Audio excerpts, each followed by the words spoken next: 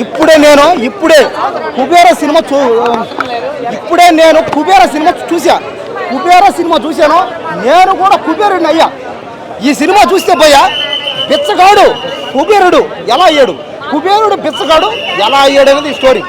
కాబట్టి డబ్బు ఉన్నోళ్ళు, మిడిల్ క్లాస్ వాళ్ళు, లో క్లాస్ వాళ్ళు అందరూ ఖచ్చితంగా ఈ సినిమా చూడాలి పక్కా అంతే. ఎందుకంటే ఈ సినిమా చూశాక నేను నిన్నటిదాకా పేదోడిని, ఈ సినిమా చూశాను కుబేరుడిని అయిపోయినా.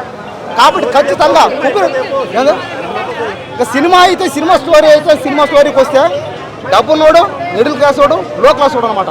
అంటే డబ్బు అనేది తిరగదు ఎట్ట, అంటే డబ్బు అనేది ఎవరి దగ్గర పోతే ఓడే కుబేరుడు అనేది ఈ స్టోరీ అనమాట. కాబట్టి ఇందులో నాగార్జున కానీ, ధనుష్ కానీ, రష్మిక కానీ అందరూ యాక్టింగ్ అయితే చింపేశారు. ఇంకా ధనుష్ మీద ఉంటుంది స్టోరీ అంతా. కాబట్టి ధనుష్ పాపం 1000 కోట్లు ఉంటాయి మొత్తం పాంగొట్టుకొని బెచ్చగాడు అవతలంతే.